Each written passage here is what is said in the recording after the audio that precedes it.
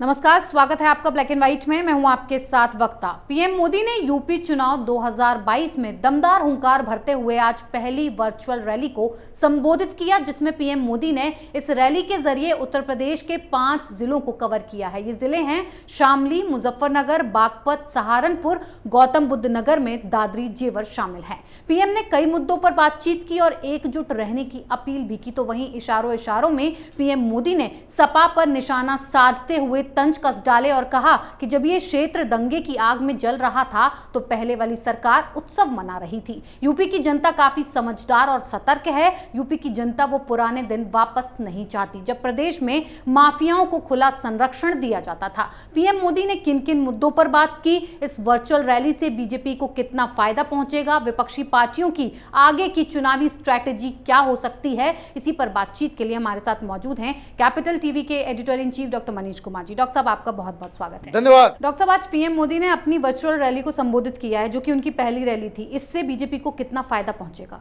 फायदा, प्रधानमंत्री मोदी आजाद भारत के सबसे बड़े इलेक्शन कैंपेनर हैं। ये हारी हुई बाजी को पलट देते हैं अपने कैंपेन से, ये इनकी खासियत है। बिहार में सब कुछ उल्टा चल रहा था। बिहार में नीतीश कुमार और बीजेपी की गठबंधन जीत नहीं रही थी, अकेला इसने दांत खट्टे कर दिए थे लालू यादव के बेटे ने। लेकिन जैसे ही प्रधानमंत्री की एंट्री हुई और ताबड़तोड़ जो रैलियां हुई, माहौल बदल गया। अब आज मैं आपको बताऊंगा कि किस तरीके से ये होता है।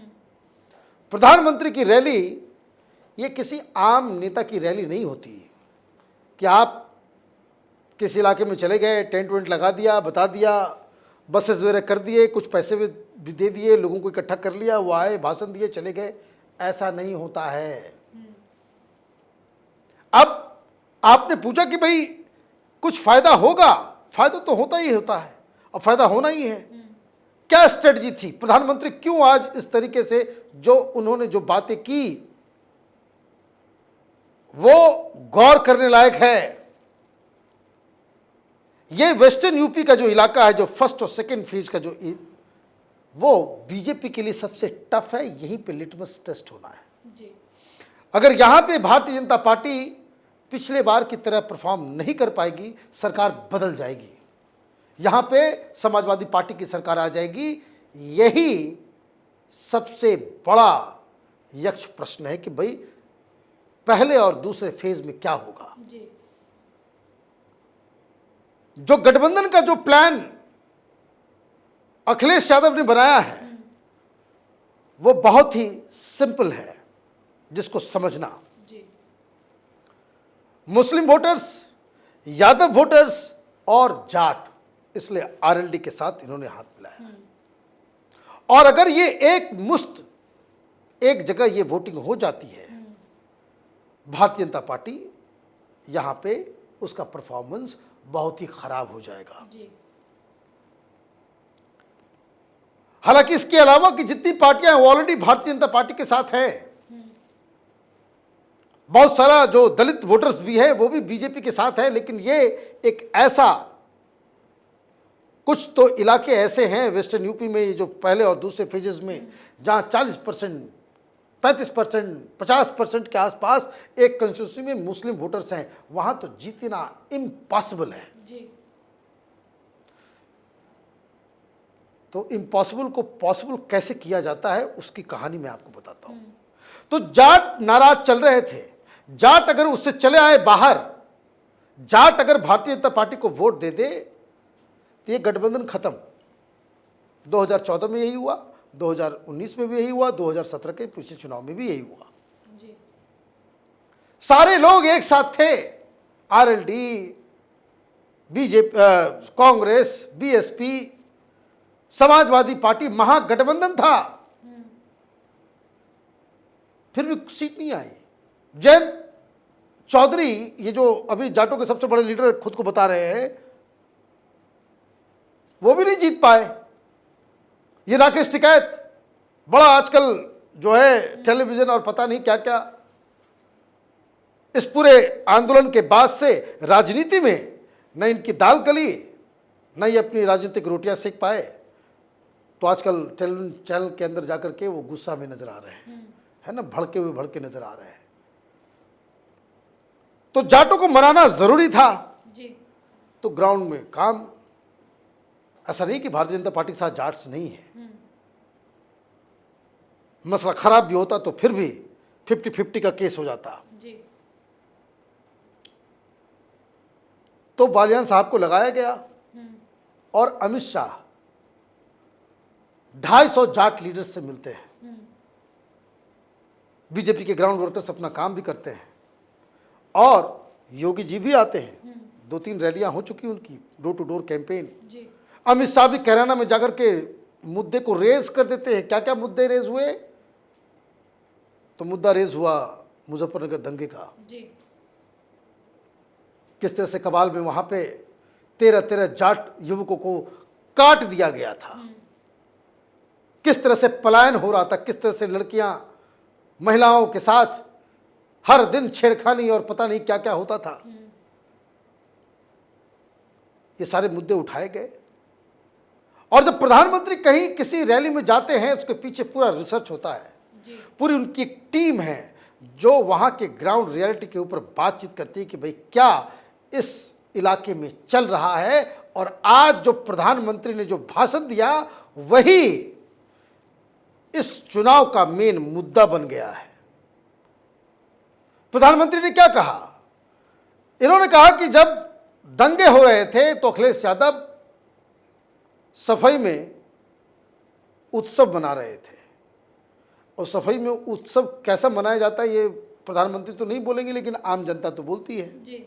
है ना, नाच होता है वहाँ पे, बॉलीवुड की हीरोइंस आती है वहाँ पे, लोग यहाँ जाट लड़कों को काटा जा रहा था और वहाँ पे अखिलेश यादव डांस का आनंद उठा रहे थे। यही प्रधानमंत्री ने कहा। उन्होंने कहा कि भाई जो लोग, और सबसे बड़ी बात ये हमेशा ध्यान रखिए, जो मुजफ्फरनगर दंगा 2013 में हुआ उसकी वजह कोई बड़ी घटना, कहीं लूटपाट जिस तरह से होता है देश में दंगे, किसी मंदिर को लेकर के, किसी मस्जिद को लेकर के, कोई जमीन विवाद, उसके लिए नहीं। जब से अखिलेश यादव की सरकार आई उसके बाद से अंदर ही अंदर ये पकने लग गया। छोटे मोटे दंगे तो हर दिन होते थे, विकराल रूप बाद में लिया। क्यों? क्योंकि ये सारे जो वेस्टर्न यूपी के अंदर जो दंगे हुए थे, छोटे और बड़े, वो बहन बेटियों की इज्जत की वजह से वो निकलती थी। मुस्लिम लड़के उसको छेड़ते थे, पुलिस वाले कोई कर नहीं पाते थे। अभी हमारी टीम जा रही है वेस्टर्न यूपी के जाट के इलाकों में, वहां साफ साफ ये कहते कि भाई पहले तो हमारी बहू बेटियां घर से बाहर अकेली निकल नहीं सकती थी, उनके साथ छेड़खानी होती थी और पुलिस वाले के पास जाकर के कंप्लेन करो तो वो कहते थे कि देखो भाई ये मुस्लिम लड़के हैं, इनके खिलाफ एफआईआर में दर्ज नहीं कर सकता, ऊपर से ऑर्डर है, छेड़खानी अगर कर रहा है पकड़ के उसको पीटो,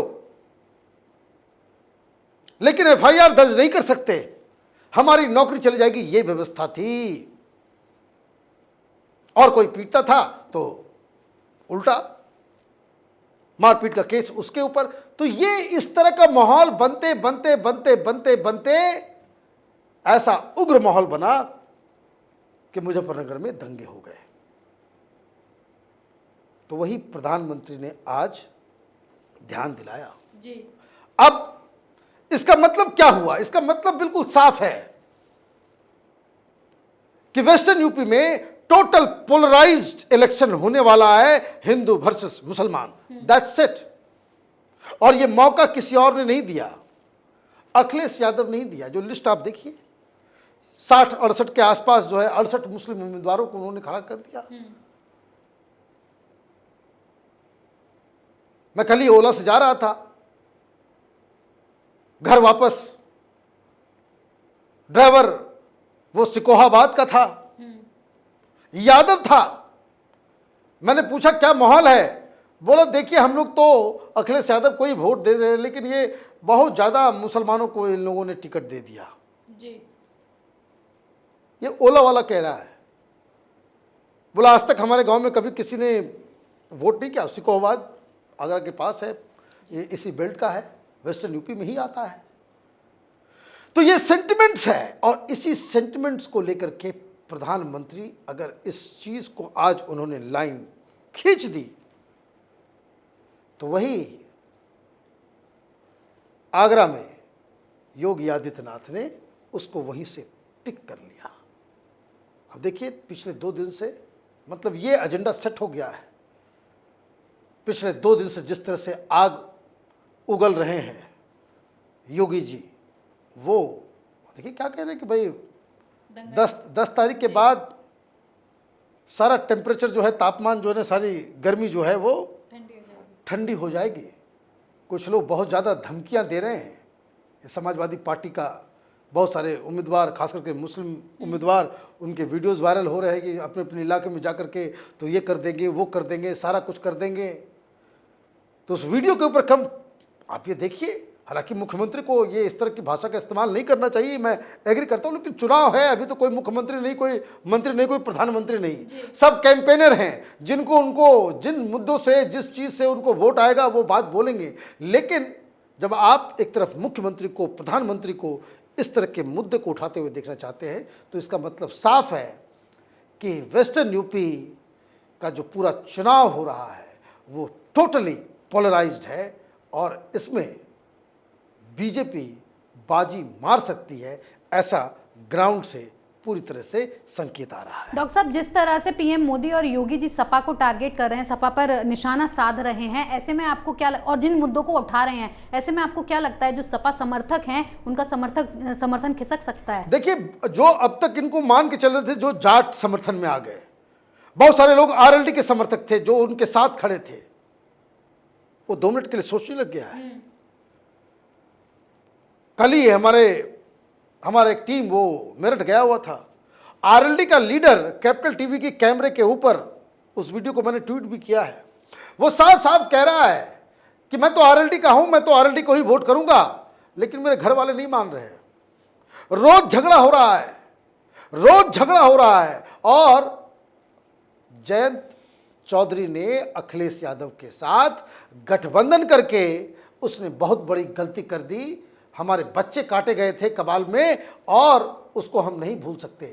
तो ये अगर मुद्दा को बार बार उठाया जाएगा तो आपने सही कहा कि जो लोग आरएलडी के समर्थक हैं, समाजवादी पार्टी के समर्थक हैं, जैसे ये ओला वाला जो कल जिससे हमारी बात हो रही थी, उसने जो बताया कि भाई ये, तो इसका मतलब क्या है कि इस तरह के कैंपेन का इम्पैक्ट होता है और इसी से हवा बनता है।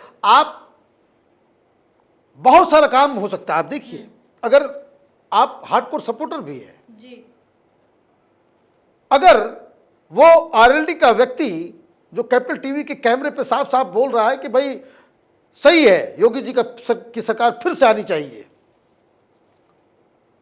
वो कह रहा है कि मैं तो वोट करूंगा आरएलडी को, लेकिन मेरे परिवार वाले नहीं करेंगे जी। अगर वो आरएलडी का व्यक्ति अपने घर वाले को भी कन्विंस नहीं कर रहा है और वो लग रहा है कि योगी जी को वोट कर रहे हैं, वो बीजेपी को वोट कर रहा है, घर के सारे लोग वो सही कर रहे हैं, तो स्टोरी तो यहीं पे खत्म हो गई जी। मतलब आपका वर्कर ग्राउंड में जाके कैंपेन नहीं कर रहा, आपका जो वोटर है वो हो सकता है वो बीजेपी को वोट ना दे, लेकिन ये भी हो सकता है कि वो वोट देने जाए ही ना, वो बोले कि भाई नहीं इसको वोट नहीं देंगे, तो वो भी तो अपने आप में एक सिस्टम है। जिस तरह से सपा सरकार में दंगे हुए, महिलाओं की सुरक्षा का मुद्दा उठाया गया, उस हिसाब से सपा के जो समर्थक हैं वो ये सोच सकते हैं एक बार, क्योंकि अगर सपा सरकार आई तो हमारे घर की महिलाओं और बेटियों को भी उसी तरीके की चीज से गुजरना पड़ सकता है। देखिए, इसमें एक फर्क समझिए, और ये मैं खुल के बोल रहा हूं, जो परसेप्शन है, हम भी ग्राउंड में गए, जो परसेप्शन है, परसेप्शन ये है कि जैसे ही अखिलेश यादव की सरकार आती है, जो हिंदू लड़कियां, महिलाएं, उनको थ्रेट पैदा हो जाता है, किससे? मुस्लिम युवाओं से। This is the crux. हालांकि इतना ओपनली नहीं बोलना चाहिए, लेकिन मैं फिर भी बता दे रहा हूं, इसका मतलब ये नहीं है, इसका आप ग्राउंड में जाइए, सीधे सीधे कहते हैं कि मुसलमानों का आतंक मच जाता है, चोरी हो, ये हो, वो हो, सारी चीजों में। और पुलिस इतनी नपुंसक बन जाती है अखिलेश सरकार के दौरान कि मुसलमान का नाम देखते ही एफआईआर काटने तक की इनकी हिम्मत नहीं होती। ये परसेप्शन है। इस परसेप्शन को कैसे आप खत्म करोगे? इस परसेप्शन को खत्म करने के लिए तो आपको बहुत सारे काम करने पड़ेंगे, और उसके बाद आप बीच में आकर के जिन्ना जिन्ना कर देते हो। पाकिस्तान जो है उसको दोस्त बना देते हो, लिस्ट आप देते हो 70 के आसपास जो है आप मुस्लिम उम्मीदवार खड़े कर देते हो, तो लोग तो क्वेश्चन करेंगे, डरेंगे ही कि भाई ऐसी सरकार आ गई तो फिर से वही चीज होगा। तो ग्राउंड रियलिटी बाकी अपनी जगह पे है। बाकी ये जो दिल्ली में जो बैठे हुए एसी कमरे में बैठ करके जो पत्रकारिता करने वाला दलाल किस्म के जो लोग हैं, उनको बड़ी बड़ी लंबी लंबी बातें करने में बड़ा मजा आता है। कैसा चीफ मिनिस्टर ने ऐसा बयान क्यों दे दिया, उसने ऐसा क्यों कह दिया, वो विकास के नाम पे क्या हो रहा है, वो ढूंढते रहें। दिक्कत क्या है? महिलाएं योगी मोदी के साथ हैं।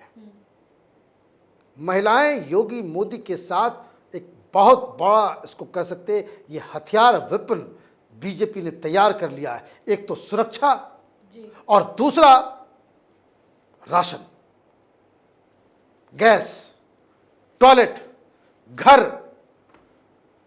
कैसे आप फाइट करोगे? अब आप यहां पे टेलीस्कोप लगा करके, इसलिए जब इनके पास कोई मुद्दा नहीं, ये किसान किसान किसान किसान नाराज है, अन्नदाता अन्नदाता किसान, ये बहुत 1 साल पहले से ये नैरेटिव इसलिए क्रिएट किया जा रहा था। लेकिन इन लोगों को भी एक बात समझ में आनी चाहिए, 70 साल के इलेक्टोरल हिस्ट्री में किसान कभी भी एक वोट बैंक की तरह कभी वोट नहीं किया है। आप जो कह सकते हो हिमालय पर्वत के पास खड़े होकर के उसको हिलाने की कोशिश कर रहे हो, नॉट पॉसिबल। और इसलिए प्रधानमंत्री ने जो आज बिगुल फूंका है, वो बीजेपी के लिए बहुत बड़ा टर्निंग पॉइंट है। पहले 2 फेज में इसका सीधा सीधा इंपैक्ट होता नजर आएगा। जी डॉक्टर साहब, बहुत बहुत धन्यवाद इतनी जानकारी के लिए। धन्यवाद। पीएम मोदी ने विपक्ष को ऐसा जवाब दिया कि बोलती बंद हो गई। मोदी सरकार के आने से प्रदेश में दंगे और महिला सुरक्षा पर रोक लगी है, यही याद दिलाते हुए पीएम ने कहा कि इस बार जनता उन्हें पहले के मुकाबले ज्यादा मतों से विजयी बनाएगी। यानी कि अखिलेश यादव के पुराने कच्चे चिट्ठों को पीएम ने खोलकर ये बता दिया कि सीटें सपने देखने से नहीं आती हैं, जमीन पर उतरकर जनता के लिए काम करने से आती हैं। जो सोता है उसे सपने ही आते हैं, यानी कि सपा सरकार फिर सोने वाली है, इसीलिए सपने आ रहे हैं। खैर, कौन भेद पाएगा यूपी का किला, कौन होगा यूपी का शहंशाह, ये 10 मार्च को पूरी तरह से साफ हो जाएगा। फिर किसी और मुद्दे के साथ हाजिर होंगे। बने रहिए कैपिटल टीवी के साथ। नमस्कार।